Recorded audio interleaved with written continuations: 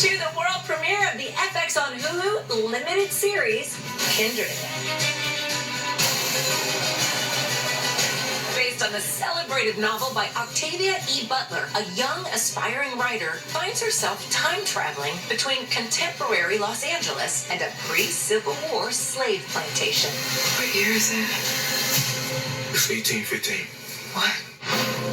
This is a story about a young woman who suddenly finds herself being shunted back and forth in time and having to manage how both sides of this experience are influencing each other. Is she sane? Is she not sane? Is it real? Is it not real? It's all part of her attempt to understand herself. I was here, and then I was somewhere else. My character's name is Dana from 2016, who keeps mysteriously traveling back to the 1800s. It's exploring the theme of kinship and how all of us are connected. How long was I gone? Less than a minute, not even seconds. I play Kevin and he's falling in love. I think Kindred is about facing how much do we carry all that weight from our family and all the things that have happened to us even before we were born into our present day life. Dana, we cannot stay here.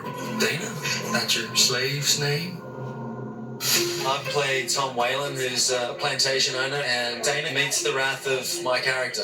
Going back in time really gives you an opportunity to realize that the past is not dead, that things like traumas do carry a legacy to them. The land wouldn't be the first thing you took for yourself just for the sake of taking. I play Luke. I kind of help oversee a lot of the other enslaved population. The premise of this story, I think, will push anybody to their limits. There are people, both in the present and the past, experiencing things that nobody's ever experienced before and trying to make very quick decisions to survive. I sound crazy, but it happened. How did Octavia E. Butler's novel help you prepare for this undertaking? Octavia Butler's book was everything for me. It became the Bible of my work. Every time I needed to deepen my sense of what this character was or what this character felt, I went back to the book. Suddenly, I was on the plantation where I think our family were owned as slaves. The book is so visceral and so raw, and that really just inspired all of us to really go as deeply as we could in the exploration of these characters, to try to tell these stories with as much humanity and to really honor our ancestors who survived so that we could be here. This book is like one of the closest books to my heart. Early in the process, I spent a ton of time with her papers, looking at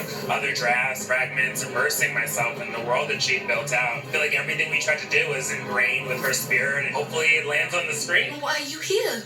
To help people. We're back at the world premiere of the FX on Hulu limited series, Kindred.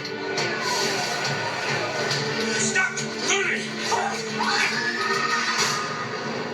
We just heard a lot of screaming. Is everything okay in there?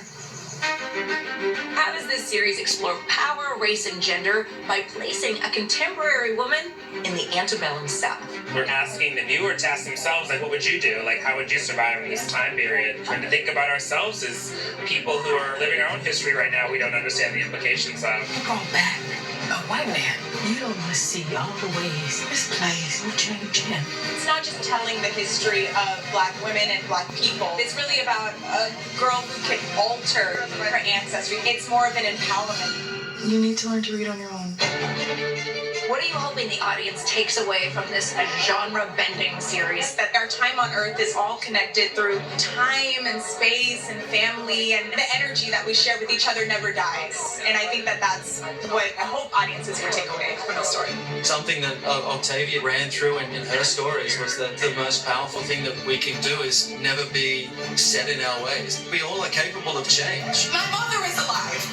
She's been stuck there. I hope that the audience reflects on their own life and their own sort of place in society and make sure that we don't actually go back in time. You always hope that an audience comes away changed in some way. Also just being entertained. This is a very important piece of literature that's finally finding itself in this new iteration. I want people to drive themselves back to like Octavia's world and her books and engage with this amazing artist.